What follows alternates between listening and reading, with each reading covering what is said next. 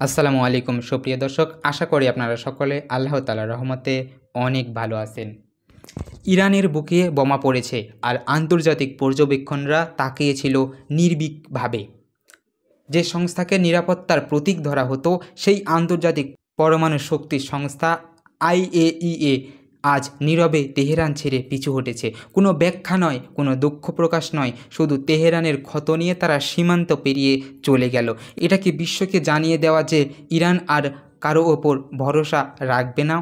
12 দিনের রক্তক্ষয়ী Iran Israel যুদ্ধের পর তেহরানের আকাশে কিছুটা নির্মমতা ফিরেছে, কিন্তু সেই নীরবতার মাঝে ইরানের সঙ্গে সম্পর্ক ছিন্ন করল আন্তর্জাতিক পর্যবেক্ষণ সংস্থা IAEA।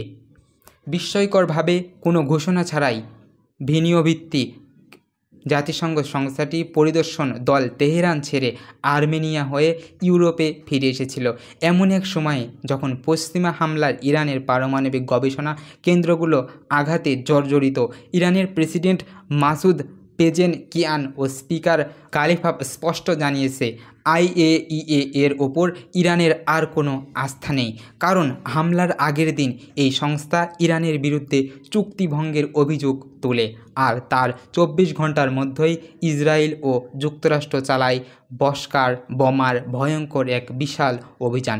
এরপরে IAEA এর নির্বাহী রাফায়েল গ্রোসি ইরানের ক্ষতিগ্রস্ত স্থাপনাগুলো ঘুরে দেখেন, আগ্রহ দেখান, কিন্তু তেহরান জানিয়ে দেয় এটা কোনো পরিদর্শন নয়, এটা অপমানের চেষ্টা।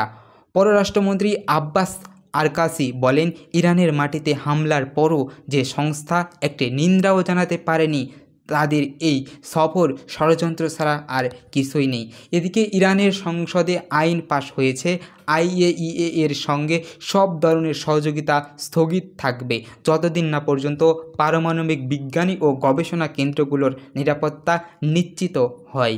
তেহরানের এই কড়া অবস্থান শুধু প্রতিশোধ নয়, এটা বিশ্বশক্তিদের প্রতি কঠিন বার্তা।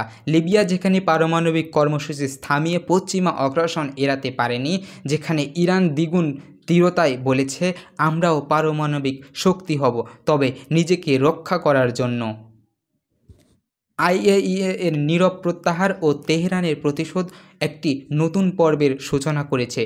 এটা বিশ্বের জন্য শুধু উদ্বেগ নয়, বরং আভাস হতে পারে মধ্যপ্রাচ্য পারমাণবিক ভারসাম্যগুলোর নতুন যুগের। বিশ্ব যখন তেহরানকে চাপে ফেলতে চায়, তখন ইরান বলেছে আমরা শান্তি চাই, কিন্তু দুর্বলতা নয়। এবার নিজেদের নিরাপত্তা আমরা নিজেরাই রক্ষা করব।